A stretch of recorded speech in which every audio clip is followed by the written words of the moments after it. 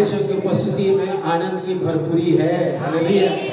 परमेश्वर की उपस्थिति में छुटकारा होती है। परमेश्वर की उपस्थिति में हमारा जीवन बदलता है। परमेश्वर की उपस्थिति में हमारा मन, हृदय, जीवन परिवर्तन होता है।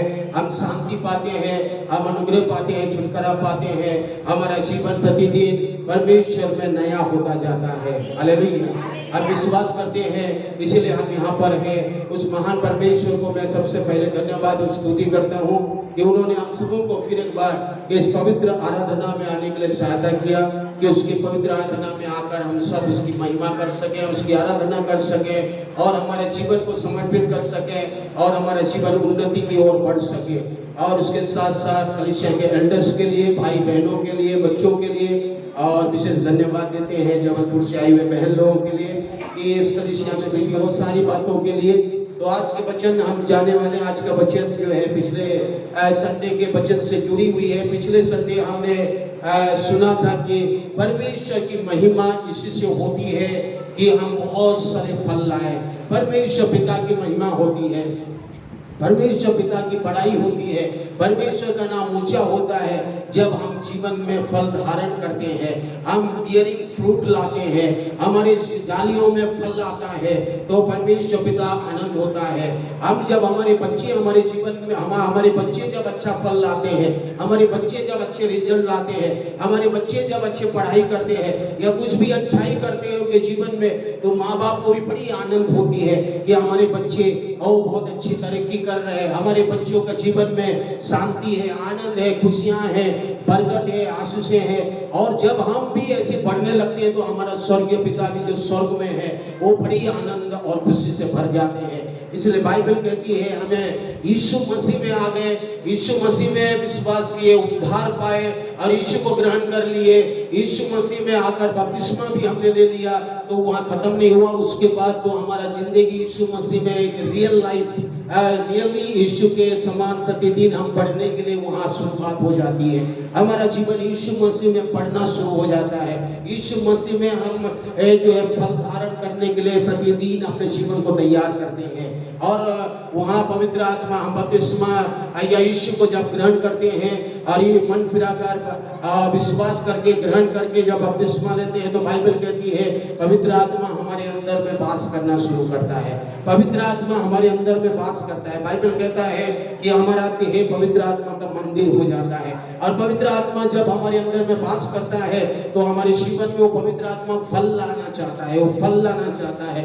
पहले जब हम यीशु को ग्रहण नहीं किए थे, यीशु को नहीं जानते थे, यीशु मसीह को नहीं समझते थे या कभी हमने सुना नहीं था सुसमाचार को, हम अन्य जातियों के समान जी रहे थे, अविश्वासी थे, तो हम क्या करते थे, हम इस संसार के फल के लिए हम भागते थे। मतलब संसार के चीजों के लिए हमारा दिल और मन और हृदय लगा रहता था। जैसे कि मैं बोलूंगा तो दुनिया वालों के पास जाइए, आप देखेंगे कि लोग लालच की जिंदगी जी रहे हैं, लालच के चक्कर में धोखा दे रहे हैं, बुराई कर रहे हैं, निंदा कर रहे हैं, झगड़ा कर रहे हैं, चुगली कर रहे हैं और क्या क्या जो है इस प्रकार से जिंदगी हम पहले जीते थे। लेकिन जब हम यीशु में आए और यीशु को ग्रहण किए और यीशु में जब आने लगे तो पवित्र आत्मा हमारे अंदर में आने लगा और हमारे जीवन, पुरानी जीवन जब बदल गया, पवित्र आत्मा में जब हम नए सृष्टि और नए जीवन होने लगे तो हमारे जीवन में वो पवित्र आत्मा फल देने के लिए कोशिश किया। वो पवित्र आत्मा हमारे जीवन में फल लाने लगा। पवित्र आत्मा हमारे जीवन में ये फल लाने के लिए ये फल है तो पवित्र आत्मा हमारे जीवन में लाने के लिए किया। गलतियों की 5 अध्याय का 22 और 23 पर और दूसरी तिमोथियुस का 1:7 पद में दोनों वचन को आप जब पढ़ेंगे तो ये दोनों वचन में आपको इन फलों के बारे में पवित्र आत्मा की सहायता से मिलती है। ये फल जो है आप अपने आप उगा नहीं सकते हैं, आप बढ़ा सकते हैं आपके जीवन में, आप कैसे उसको बढ़ा सकते हो है, लेकिन ये पवित्र आत्मा का फल है जो प्रेम, आनंद, मेल, धीरज, कृपा, भलाई, विश्वास, नम्रता, संयम, ऐसे संयम, आत्म संयम, सेल्फ कंट्रोल इंग्लिश में लिखा हुआ है।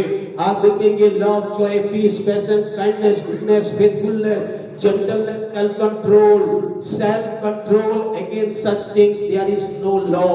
और इस सब चीजों में कोई व्यवस्था काम नहीं करता है, कोई व्यवस्था काम नहीं करता। तो याद रखिए आज हमारे जीवन में हम जानना चाहिए हमें कौन सी फल की, ये सारी फलों में से एक फल बहुत मुख्य है, आप उसको देखने जा रहे हैं, वो है सेल्फ कंट्रोल, आत्म नियंत्रण करना या आत्म संयम के बारे में। ये आत्म संयम एक फल है और इसको लोग नहीं समझ पाते हैं। इस फल को हम डेवलप नहीं करते। प्रेम के बारे में हम सुनते हैं, धीरज के बारे में सुनते हैं, आनंद के बारे में सुनते हैं, शांति के बारे में सुनते हैं, लेकिन ये आत्म संयम के बारे में हम बहुत कम सुनते हैं या आत्म संयम के फल को हम बढ़ाते नहीं है कई बार। तो यहाँ पर तीमुथियुस में भी कहता है कि जो हमें भय की आत्मा नहीं मिली है, हमें कौन सी आत्मा मिली है? हमें सामर्थ्य की आत्मा मिली है और हमें प्रेम की आत्मा मिली है और हमें सेल्फ कंट्रोल की आत्मा, आत्म नियंत्रण या जो आत्म संयम की आत्मा परमेश्वर ने हमें दिया है। तो ये जो फल है उनमें से मुख्य एक फलों को हम देखने जा रहे हैं। ये फल अगर आपके जीवन में है, आत्म संयम का फल, तो बाकी फल भी इसके साथ जुड़ा हुआ है। सारी फल एक दूसरे के साथ जुड़ा हुआ है। प्रेम और आत्म संयम, लव एंड सेल्फ कंट्रोल, ये दोनों जो है शुरू और अंतिम को देख सकते हैं। अगर शुरुआत है तो अंत भी होनी चाहिए, अंत है और शुरुआत, बिगिनिंग एंड एंड को हम देख सकते हैं। ये अंतिम फल है, लेकिन ये बहुत ही मुख्य फल है जो धरती पर हमें चाहिए। यीशु मसीह में अगर जीना है, यीशु मसीह में अगर उद्धार पाए हैं, यीशु मसीह में पवित्र आत्मा हमारे साथ है, हमारे अंदर वास करता है, तो ये फल आपको मदद करेगा। ये फल आपके जीवन में जीने के लिए मदद करेगा, क्योंकि संसार में हम पाप से भरे हुए, अंधकार से भरे हुए संसार में हम जीते हैं। संसार में आप जाएंगे, संसार का फल है, संसार में आंखों की अभिलाषा, शरीर की अभिलाषा और जीविका का घमंड है, और ये सब संसार की ओर से हमें आता है।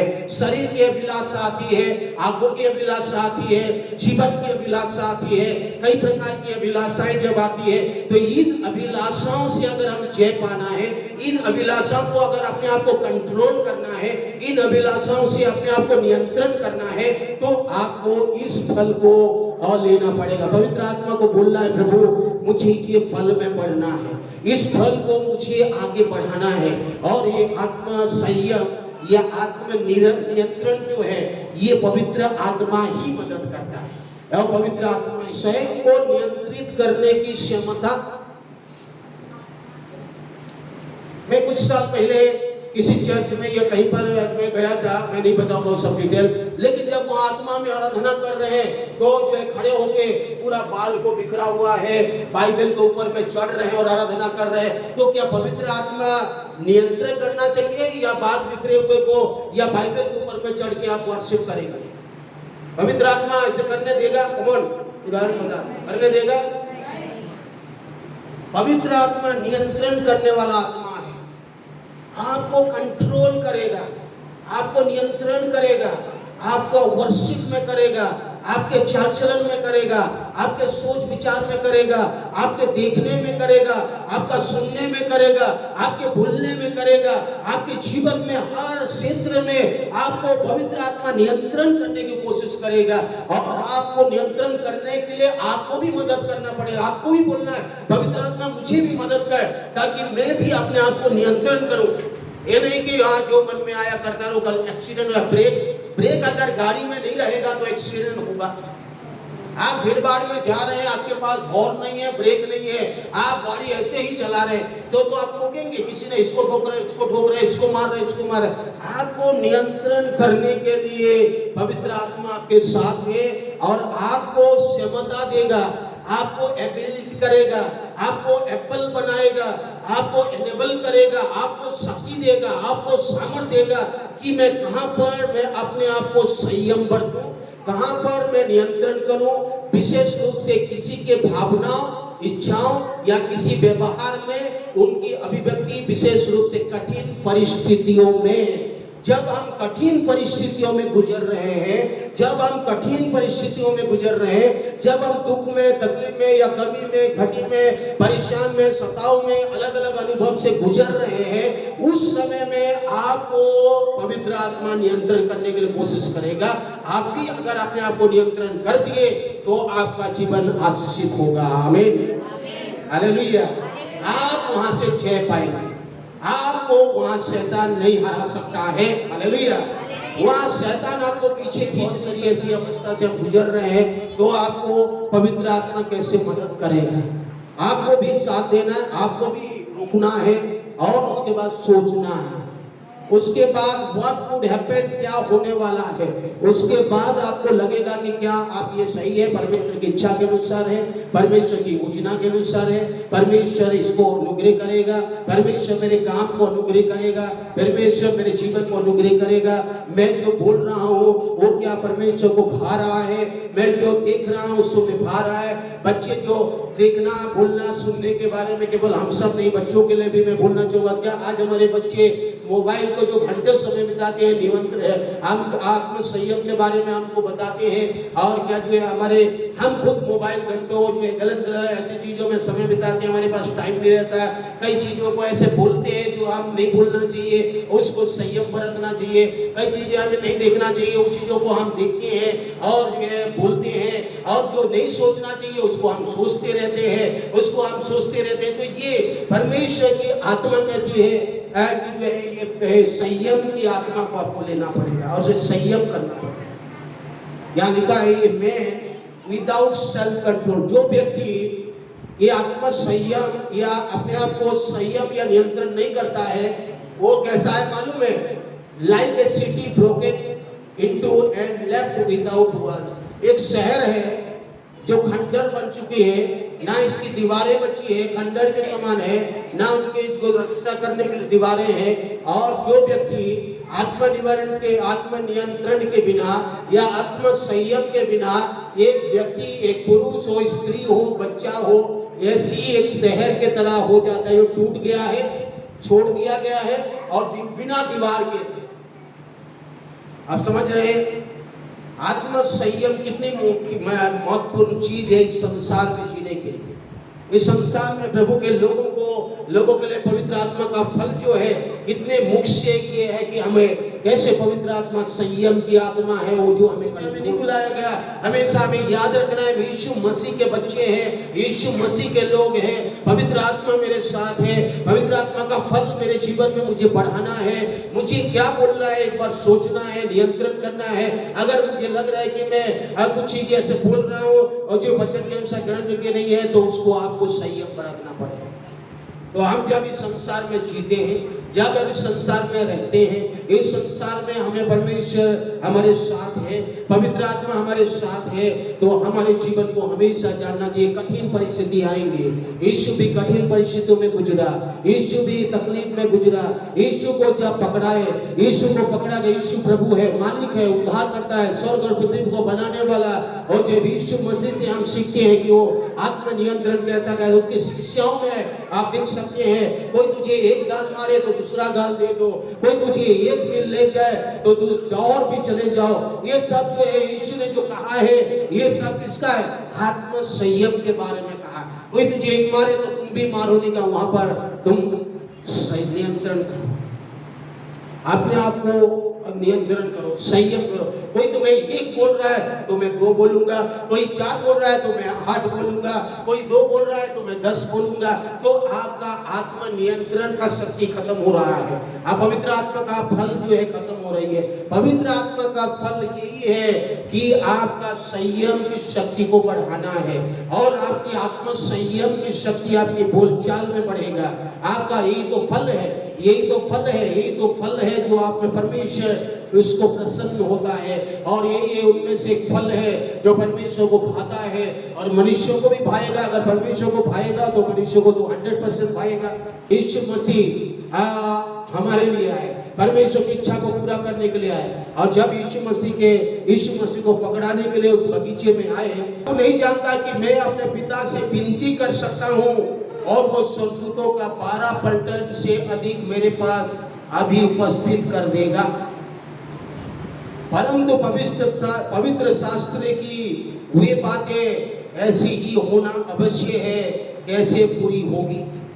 मुझे दुख उठाना है, मुझे कोड़े खाना है, मुझे लोग मेरे ऊपर थूक रहे हैं, चाटा मार रहे हैं, मुझे ये पहुंचा रहे हैं। ये सब चीजें यीशु मसीह देखिए, ये सब चीजें सहने के लिए पवित्र आत्मा का नियंत्रण चाहिए, संयम चाहिए, आत्म संयम चाहिए। वो बोल रहा है कि मैं चाहता हूं, मैं चाहता जो तू जानता है, मैं अगर हे पिता 12 पलटन भेज देगी इन लोगों को इस समय में, पिता इसी घड़ी में भेज देता, इसी घड़ी में भेज देता और यीशु को वहां से छुड़ा सकता था। लेकिन आप देख सकते हैं कि वो यीशु का प्रार्थना ऐसा नहीं था। यीशु का प्रार्थना इच्छा के अनुसार ना हो। वो जानता है कि मैं किस मकसद के लिए आया हूँ। पापी मनुष्य को बचाने के लिए मुझे ये मानसिक पीड़ा सहना है, और पापी मनुष्य को उद्धार देने के लिए, पापों से मुक्ति देने के लिए, श्राप से छुड़ाने के लिए और सब प्रकार की छुटकारा देने के लिए मैं इस जो दर्द सह रहा हूँ, मैं जो ये मानसिक शारीरिक पीड़ा सह रहा हूँ, और मेरे साथ जो भी हो रहा है ये सब वो परमेश्वर की इच्छा के अनुसार हो रहा है, और मैं परमेश्वर की इच्छा के बगैर नहीं जा सकता हूँ। आमीन। हमारे जीवन में अगर मुसीबत, कष्ट या ऐसे सताव या कुछ भी आता है तो वो परमेश्वर देख रहा है, परमेश्वर जान रहा है। उसमें मैं अपना बुद्धि लगाऊंगा, ज्ञान लगाऊंगा, मैं अपना समझ का सहारा लूंगा, मैं बोलूंगा मैं ऐसा करूंगा तो परमेश्वर ऐसा कर देगा, मैं ऐसा प्रार्थना करूंगा तो ऐसा कर देगा, मैं ऐसा करूंगा तो ऐसा कर देगा।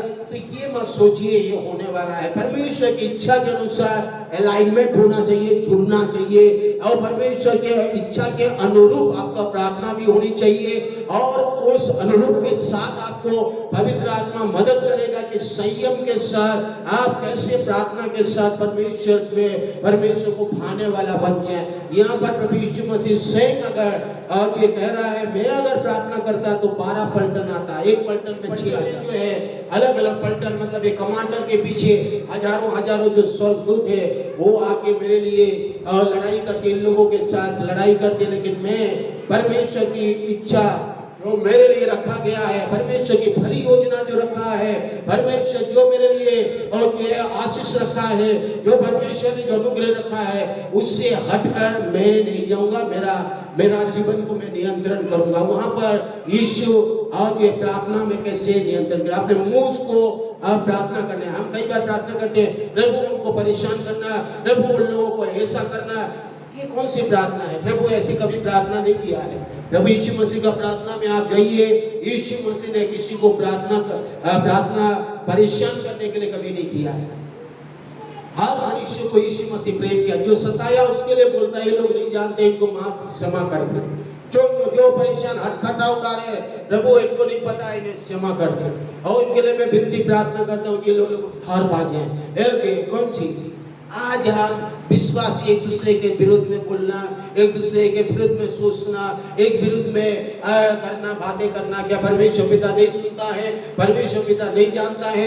परमेश्वर पिता नहीं समझता है कि हम किस प्रकार से प्रार्थना करते हैं, किस प्रकार से हमारे लिए परमेश्वर का वचन आज कह रहा है, आत्मा कह रहा है, हमें नियंत्रण करना पड़ेगा, हमारे मुंह को भी नियंत्रण करना पड़ेगा, हमारी चाल-चलन बातचीत को भी नियंत्रण करना पड़ेगा, आपका जो संयम की शक्ति को मांगना पड़ेगा। भजन संहिता में लिखा है कि अपने मुंह की चौकसी कर। अगर अच्छे दिन को देखना चाहते हैं, अच्छे दिन को आप अपने जीवन में देखना चाहते हैं तो अपने मुंह की चौकसी कर। बाइबल कहती है तुम्हारे जीवन में अच्छे दिन आने वाले हैं, और अच्छे दिन आने वाले हैं तो हमारे जीवन में हमारी प्रार्थना, हमारी बातचीत, हमारी मुंह से निकलने वाली एक एक चीज है आपके लिए, और ये आपको चौकस करना पड़ेगा। या बाइबल कहती है, हे लड़कों, हे भाई और बहनों, आओ मेरी सुनो, मैं यहोवा का भय मानना सिखाऊंगा। वो कौन मनुष्य है, कौन पुरुष, कौन स्त्री है जो जीवन की इच्छा रखता हो, दीर्घायु चाहता है, भलाई चाहता है, अच्छे दिन देखना चाहता है, अच्छाई को हम देखना चाहते हैं, भलाई को देखना चाहते हैं, हमारे जीवन में उन्नति को देखना चाहते हैं, तो तेरा पर अपने मुंह को, जीभ को बुराई से रोके रख, अपने मुंह की चौकसी कर कि उससे छल की बातें ना निकले। यही पद को पतरस भी कहता है, पहला पतरस में कहता है, पहला पतरस में आप जाएंगे 3 अध्याय का 10 में, तो पतरस भी इस पदों को लेकर कहता है, क्योंकि जो कोई जीवन की इच्छा रखता है और अच्छे दिन देखना चाहता है, वो अपने जीभ को बुराई से, अपने होठों को छल की बातों से रोके रहे, वो बुराई से फिरे, भलाई करे, मेल मिलाप आपको ढूंढकर उसका पीछा करे। मेरे पैरों, और जीभ मुंह से जब निकलने वाली बातें, और जीभ और मुंह से निकलने वाली बातें आपको ट्रैप कर सकता है, आपको जाल में आज ये फंसा सकता है। नीति वचन 6 का 2 पद में लिखा हुआ है, नीति वचन 6 का 2 में, कि मुंह के वचनों से फंसे और अपने ही मुंह की बातों से पकड़ा गया। अपने मुंह के बातों से, अपने मुंह के वचनों से आप फंसते हैं, हम बोल के फंस जाते हैं। हम वहां अगर अपने मुंह को अगर आज ये चुप कर देते, अपने मुंह को अगर बंद कर देते, अपने मुंह में अगर ताला लगा देते या मुंह बंद करते, तो कितना अच्छा होता। हे परमेश्वर, मेरे मुख पर पहरा बैठा दे, मेरे होठों का द्वार की रखवाली कर। ओ मेरे पैरों, क्या आज हमारे मुंह में पहरा बैठा है? और फाटक में प्रवेश करने से पहले चौकीदार बैठा रहता है। पहरा बैठा, मेरे होठों के द्वार पर पहरा दे, मेरा मन किसी बुरी बातों की ओर ना लगा, मैं अनर्थ काम करने वालों के साथ दुष्ट काम ना करूं और उनके स्वादिष्ट भोजन में से मुझे खाने ना देना।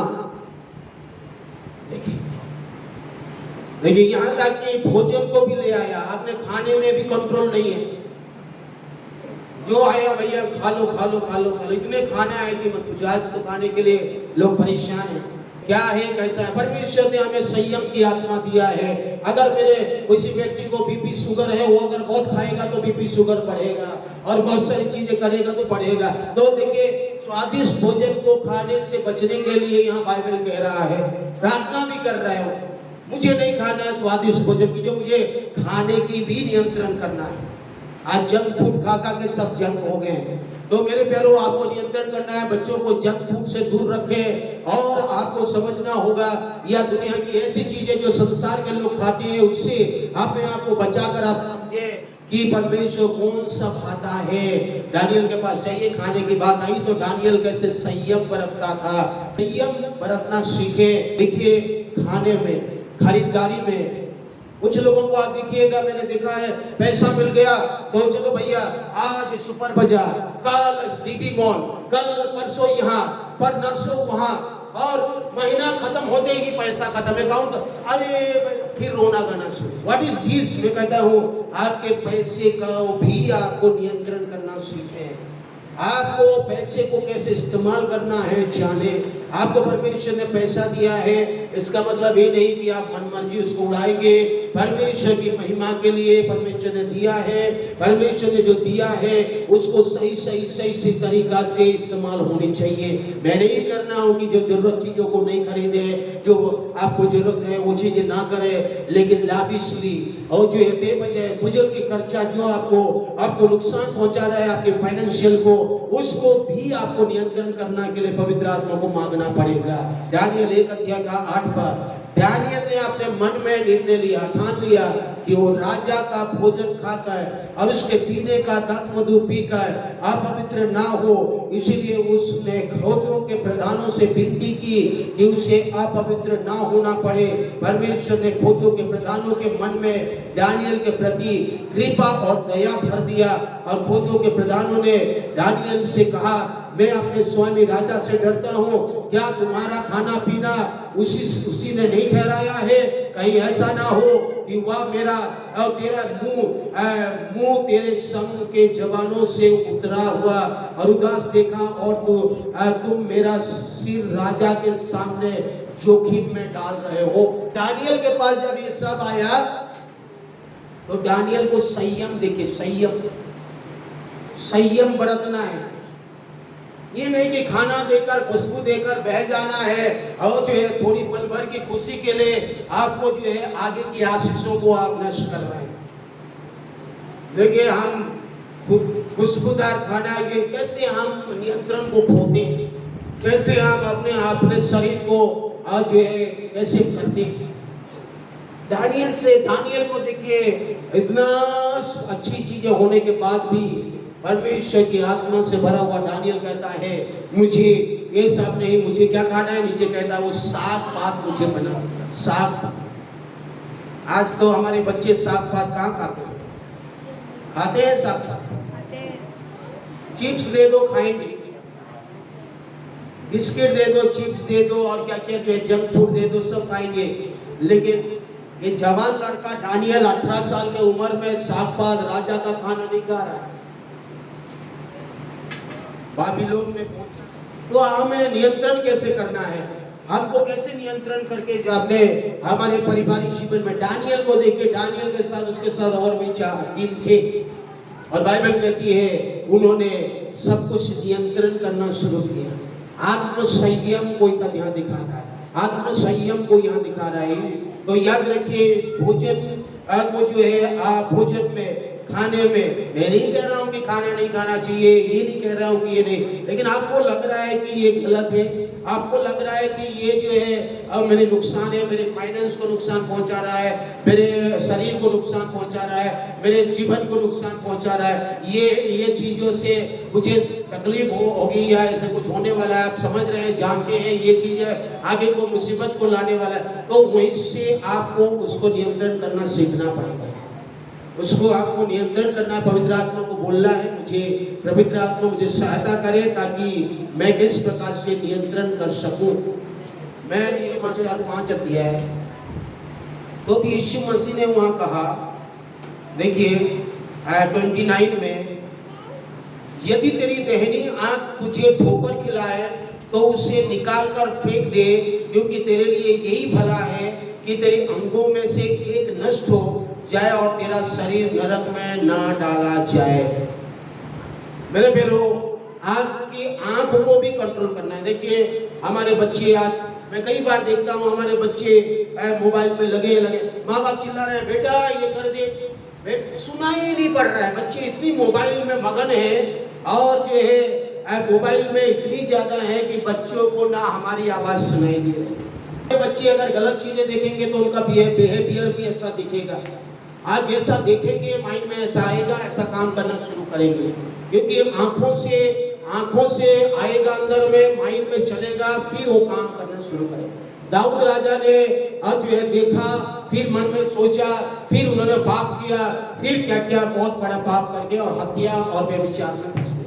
तो आंख को जो कंट्रोल करना सीख जाता है, इसलिए आयुब कहता है, आयुब देखिए आयुब 31 का 1 पद में आप पढ़ेंगे तो वहां आयुब कहता है मैंने अपनी आंखों से वाचा बांधा है। देखिए मैंने अपनी आंखों से क्या बांधा है, वाचा बांधी है। कहां से बांधी है वाचा, आंख से।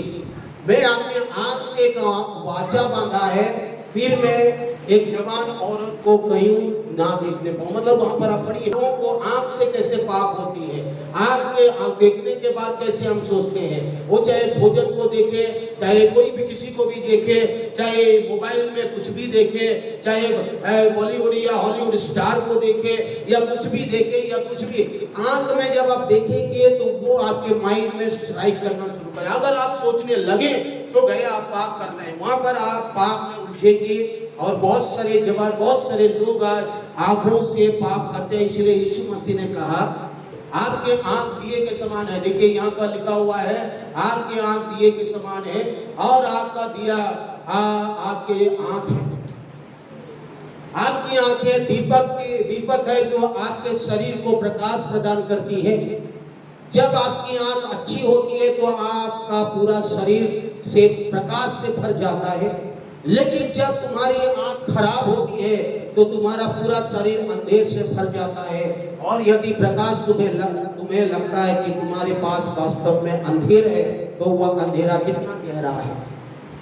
यीशु मसीह ने ये मत्ती रचित समाचार में कहा, मेरे प्यारो, हमारा आंख जो एक दिया के समान है। आंख से जो है बहुत सारी चीजें हम पाप की ओर लेके चलता है। मैं देखना पाप नहीं है, मैं नहीं कह रहा हूं कि आंख को बिल्कुल मत देखो, कुछ भी मत देखो और जैसे नहीं, लेकिन जब आपको लग रहा है कि ये पाप की ओर लेके जा रहा है, ये टेम्पटेशन की ओर लेके रहा है, ये मुझे परीक्षा की ओर लेके जा रहा है, ये शैतान के साथ जुड़ रहा है, ये शैतान की परीक्षाओं के साथ जोड़कर वचन के विरुद्ध में कुछ करने की कोशिश कर रहा है, मुझे नुकसान पहुंचा रहा है, मुझे व्याकुलता की ओर लेके जा रहा है, मेरी शांति को भंग कर रहा है, मेरी अच्छाई को नुकसान पहुंचा रहा है और मेरी आंखों से शुरुआत हो रही है, तो मैं उन सारी चीजों को मैं रोकूंगा। आमीन।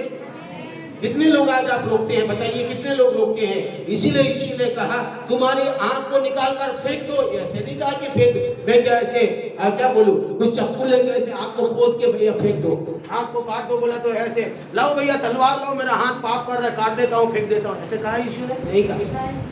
इसका अर्थ है रोके। ये हाथ अगर गलत काम कर रहा है तो रोके, संयम लें और कंट्रोल करें, सेल्फ कंट्रोल। कुछ चीजें आपको नुकसान पहुंचा रही, संयम करें, अपने आप को रखें, बचाएं, क्योंकि ये आपको नुकसान पहुंचाएगा। हो सके आपको ना लगे तुरंत जो नुकसान, लेकिन आने वाले समय में आपको नुकसान झेलना पड़ेगा।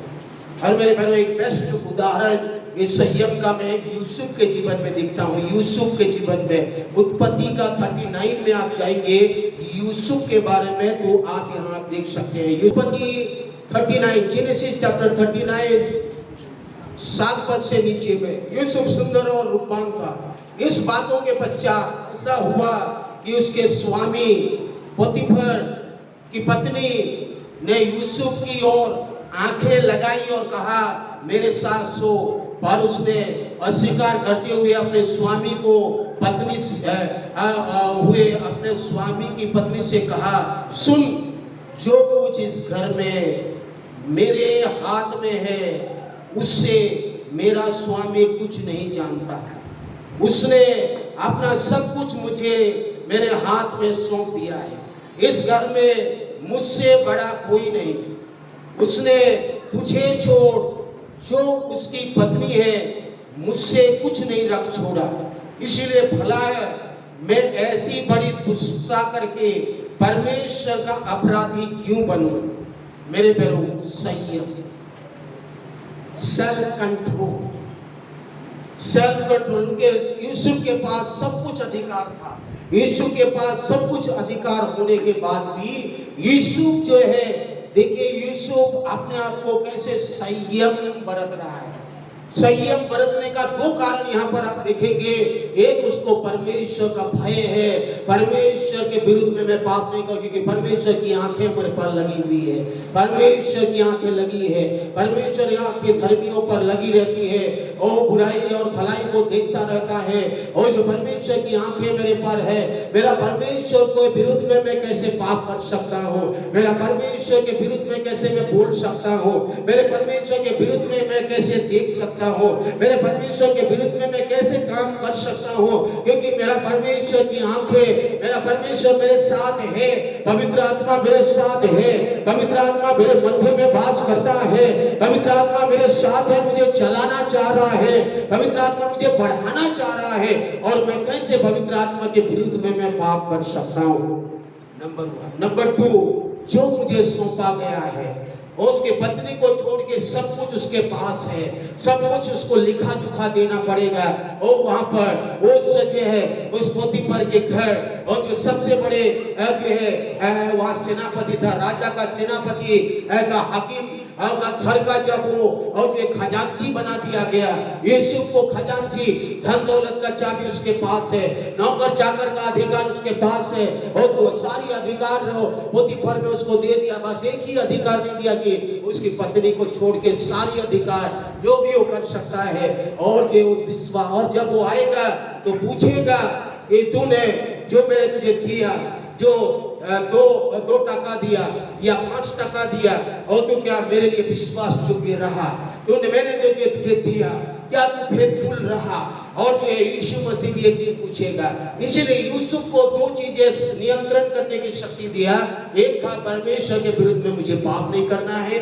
दूसरी चीज है मुझे मेरी मालिक पोतीफर के सामने में लेखा जोखा देना है। मुझे मेरे मालिक जब आएगा, मुझे जो दिया है तो पूछेगा मैंने जो दिया उसका तूने कैसे इस्तेमाल किया, तूने उसको किस प्रकार से संयम है, आत्म संयम है, नियंत्रण है।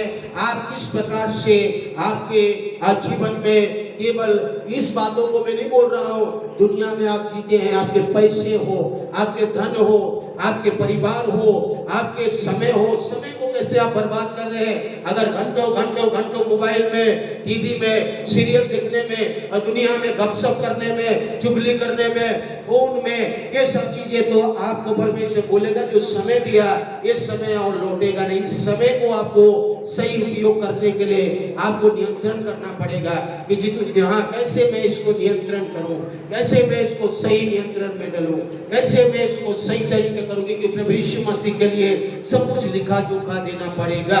बाइबल कहती है हम सब भंडारी हैं। अभी मैं इसके भंडारीपन के बारे में आऊंगा आने वाले दिन। पहला पत्र 4 अध्याय का आप पढ़ेंगे 7, 8, 9, 10 पदों को, तो आपको यहाँ मिलेगा 7 बातों का अंत तुरंत होने वाला है। याद रखिए, नूह और लूत के दिनों के समान हम जी रहे हैं। यीशु मसीह बादलों में आ रहा है, यीशु मसीह बहुत जल्दी बादलों में आ रहा है। हर बातों का अंत होने वाला है। अंत दिनों में कठिन समय आएंगे, लोग स्वार्थी होंगे, लोग नियंत्रण खोएंगे, लोग दोष लगाएंगे, चुगली करेंगे, व्यभिचार और हत्या, ये बहुत सारी घटनाएं होगी। अंत का दिन आ रहा है। याद रखिए, बाइबल कहती है अंत निकट है। इसीलिए संयमी होकर प्रार्थना के लिए संयमी बने, अपने आप को संयम बरते, संयमी होकर प्रार्थना के लिए सचेत रहो। संयमी, संयम, सेल्फ कंट्रोल और जो है करे। आत्म संयम के बारे में जो हम जान रहे हैं, पवित्र आत्मा का एक फल है। और पवित्र आत्मा जो संयम की आत्मा है, उस आत्मा को मौका दिया हमारी प्रार्थना में, हमारे जीवन में। और सब में श्रेष्ठ बात ये है कि एक दूसरे से अधिक प्रेम रखो, क्योंकि प्रेम अनेक पापों को ढांप देता है। बिना कुड़कुड़ाए हुए एक दूसरे के अतिथि सत्कार करो। जिसको जो वरदान मिला है, देखिए वरदान केवल 9 प्रकार का पवित्र आत्मा का वरदान के बारे में यहाँ नहीं कह रहा है। वरदान बाइबल में रोमियो का 12 अध्याय, पहला कुरिन्थियंस का 12 अध्याय में आपको मिलेंगे। ईश्वर का नाना प्रकार के अनुग्रह के भले भंडारियों के समान एक दूसरे की सेवा में लगाएं। भले भंडारी, भंडारियों का मतलब खजांची, स्टीवर्डशिप, भले भंडारी, स्टीवर्डशिप, खजांची, क्लर्क या कैशियर आप बोलिए या ट्रेजरर बोलिए या कुछ भी बोलिए, केवल पैसे का नहीं है हमें। हम हर चीजों में प्रभु समय का, हम चीजों हमें हमारे लिए जो समय दिया है, मुझे अगर समय दिया है, मैं अपने जीवन के आयु काल में परमेश्वर के लिए मैं क्या कर रहा हूँ। मेरे पास परमेश्वर ने जो आशीष देता है, मेहनत में आशीष, बरकत, फाइनेंस में और बाकी चीजों में, उसको मैं परमेश्वर के लिए मैं किस प्रकार से अपने लिए, किस प्रकार से आप कैसे आप खजांची नियंत्रण करते हुए किस प्रकार से आप आगे बढ़े, इससे आप किसी के पास हाथ ना फैलाना पड़े, किस प्रकार से आप उसको उपयोग कर रहे हैं। ये परमेश्वर वचन सिखाता है। एक नियंत्रित करने वाला व्यक्ति ही उड़ाने वाले उड़ाऊ पुत्र के समान जीने वाला नहीं कर सकता है। परंतु हमेशा याद रखिए, आपको संयम बरतना पड़ेगा। और जब आप संयम बरतेंगे तो आपके हर क्षेत्र में परमेश्वर आशीष बना के रखेगा। हर क्षेत्र में आपको शांति मिलेगी, धीरज मिलेगी, हर क्षेत्र में आपको आनंद मिलेगा।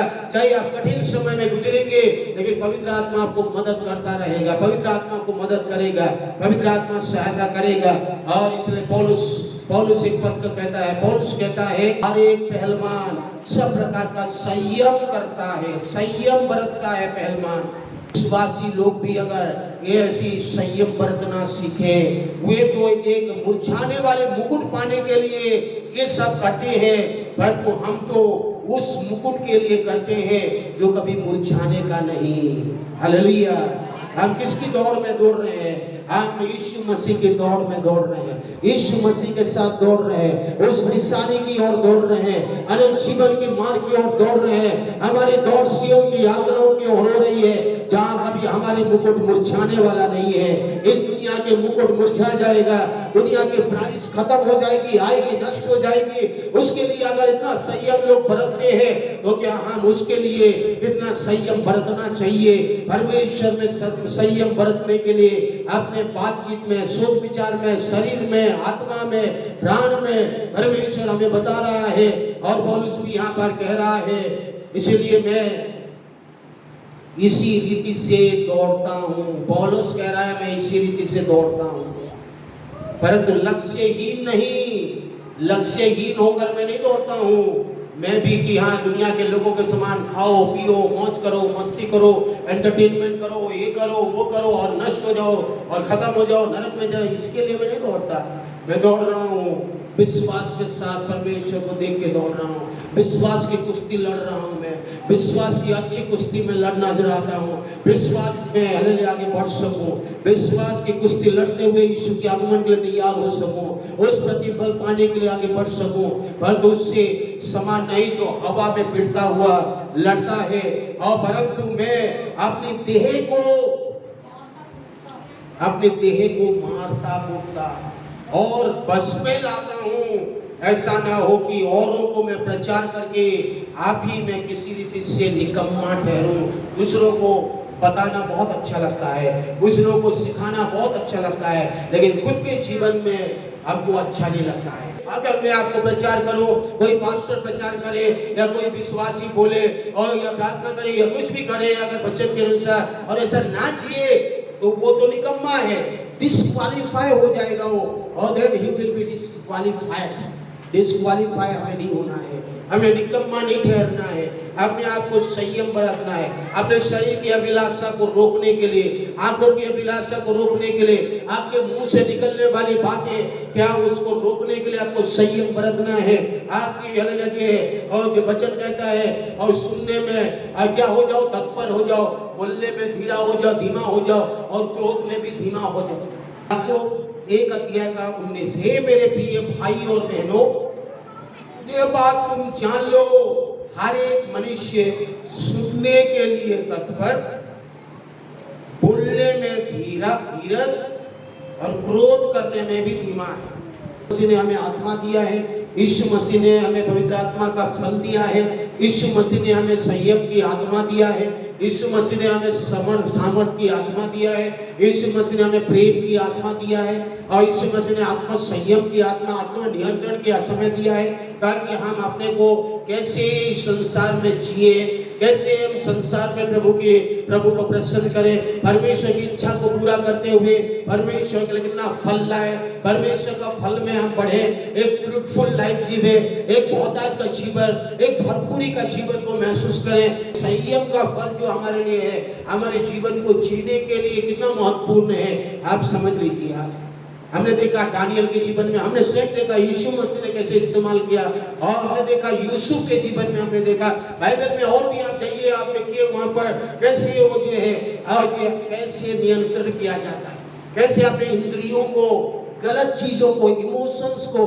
अपने भावनाओं को कैसे रोका जाता है, अपने विचार जो वचन के विरुद्ध में खड़े हो रहे हैं उसको कैसे तोड़ा जा रहा है, जैसे भावनाएं जो वचन के विरुद्ध में उठ के हमें नुकसान की ओर लेके जा रहा है, उसको कैसे कैद करना है, नियंत्रण करना है, कैसे उसको आपको संयम बरतना है, ये बाइबल और पवित्र आत्मा आपको बताएगा।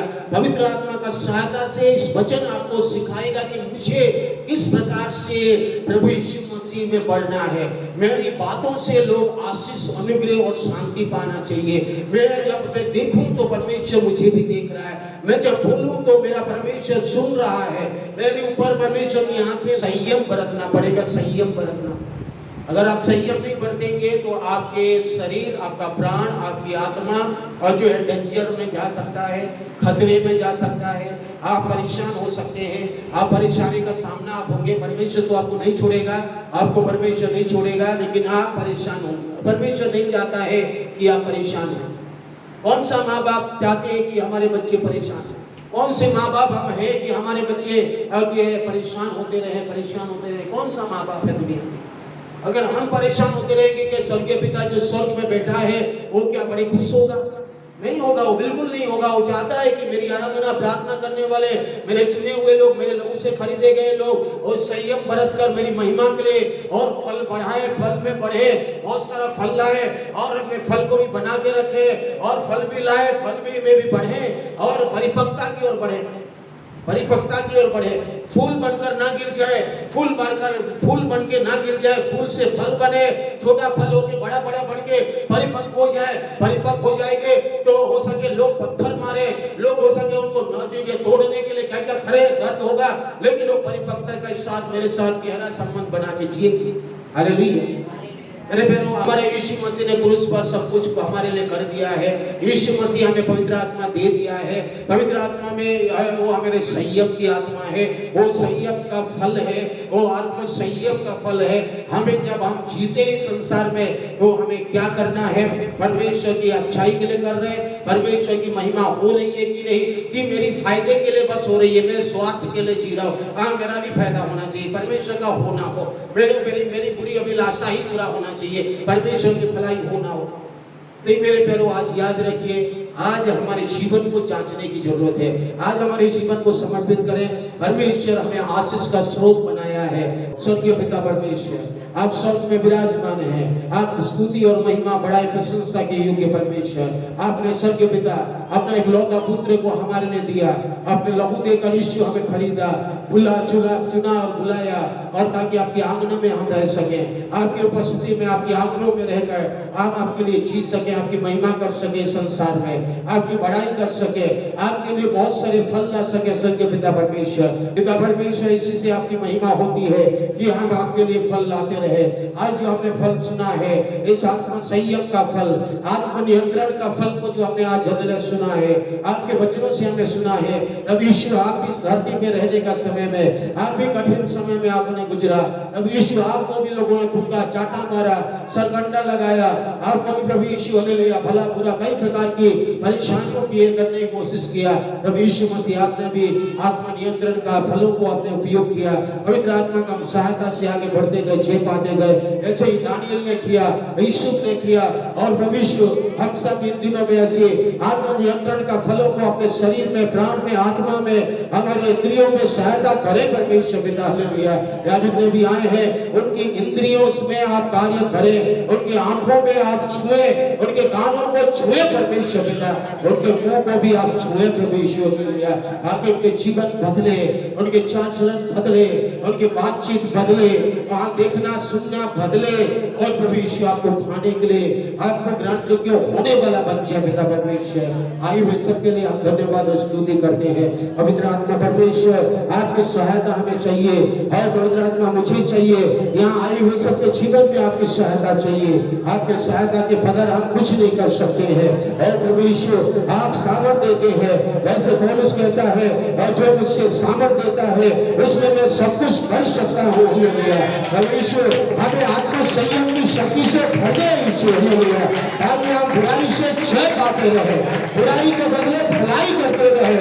ओ रब्बा का शुक्र है, ओ हमेशा भलाई की ओर हम आगे बढ़ते जाए परमेश्वर। पवित्र आत्मा में हम बढ़ते जाए, पवित्र आत्मा के फल में बढ़ते जाए परमेश्वर, और फलदायक वृक्षों के समान हम जी सके। इस संसार में हमारा जीवन फल से भर जाए, एक फलदायक फ्रूटफुल लाइफ हम जी सके, एक फलदायक जीवन को हम महसूस कर सके, और हमारे जीवन को फलों को लोग देख सके, हमारी जीवन के फल को परिपक्वता होते हुए देख सके प्रभु हालेलुया, मैच्योरिटी की ओर जाते हुए देख सके परमेश्वर, शुद्धता की ओर हमारा जीवन बढ़ता जाए, ओ बहुतायत की ओर बढ़ता जाए, भरपूरी की ओर बढ़ता जाए, उन्नति की ओर बढ़ता जाए, और भी हम उन्नति करते जाए, आत्मिक उन्नति करते जाए, और सारी बातों में उन्नति करते जाए, और हर कोई भले चले रहे। पिता आपकी महिमा के लिए मदद करें, ताकि हमारा जीवन धन्य हो जाए, आप आशीष का बारिश हो जाए, अनुग्रह का बारिश हो जाए, और आपकी महिमा के लिए जी सके। तो आप हमारा चरवा है, आप हमें हरी हरी चराइयों में लेके चलने वाले परमेश्वर हैं। ओ पवित्र आत्मा, हमें आप सुखदायी झरनों के पास लेके जाने वाले हैं। सर्वदा जीवन भर भलाई और कृपा हमारे साथ रहेगी, आपने वादा किया है परमेश्वर, और अभिषेक का तेल हमारे जीवन में डालते जाएंगे, और हमारे शत्रुओं के सामने में आप मेज बिठाने वाले परमेश्वर, ताकि हम बुराई के बदले भलाई कर सके, और आत्म नियंत्रण के साथ जय पाते रहे परमेश्वर। हमारे जीवन को आप और बदले, दिन हमारा जीवन बदलता जाए, यीशु आपके शत्रु में बढ़ाते जाए, आपकी समानता में बदलते जाए, ताकि आपके स्वभाव हमारे जीवन में प्रतिदिन प्रकट होता रहे, और मैनिफेस्ट होता रहे, और वो प्रकटीकरण होता रहे परमेश्वर। होने दे प्रभु आपके स्वभाव, आपके विचार, आपके सोच, आपका अच्छा चलन, और जो हमें आपने वचन में देते हैं वैसे ही हमें जीने वाले बनाए परमेश्वर पिता। उससे महिमा परमेश्वर पिता आपको होगी। परमेश्वर आपकी बड़ाई हो रही है, धन्यवाद। आइए फिर एक बार सबके लिए धन्यवाद। इतने भी इस वचन को सुनते हैं, इतने भी हमारे वचन और गीतों को सुनते हैं उन सबों का जीवन में परिवर्तन हो जाए, ट्रांसफॉर्मेशन हो जाए और वो बड़ी वो योजना को अनुभव करते हुए आगे बढ़ सके। यूसुफ छोटी सी पाप को ले लिया, थोड़ी सी खुशी और पाप के लिए बड़ी योजना जो यूसुफ के लिए रखा था उससे नहीं खोया, उन्होंने उससे अपने आप को नियंत्रण किया ताकि परमेश्वर आपके विरुद्ध में और आपके विरुद्ध में पाप ना कर सके। विश्वास योग्यता के साथ आपके लिए जी कर उस बड़ी योजना जो हमारे लिए धरती पर रखे हैं, और जैसे यूसुफ के लिए रखा वैसे ही हमारे रखे हैं, जैसे दानियल के लिए रखा हमारे लिए रखे हैं, हमारे जवानों के लिए रखे हैं, उनके परिवार के लिए रखे हैं, वैसे ही बड़ी योजना के लिए हम जान सके और आगे बढ़ सके, हमारे बच्चे आगे बढ़ सके, एक सहबत का जीवन जीकर एक बहुतायत का फल को ला सके। परमेश्वर धन्यवाद धन्यवाद धन्यवाद। परमेश्वर आपकी आत्मा की उपस्थिति हमारे बीच में है, आपकी स्तुति करते हैं। आइए फिर एक बार सबके लिए आप धन्यवाद स्तुति महिमा बड़ाई करते हैं। अपने इस वचन को हमारे लिए दिया, धन्यवाद आदर महिमा प्रशंसा गौरव जलाल सब आपको देते हैं। प्रभु यीशु के नाम से स्वर्गीय पिता इस प्रार्थना को मांगते हैं, आमीन आमीन आमीन। God bless you. प्रभु आप सबों को आशीष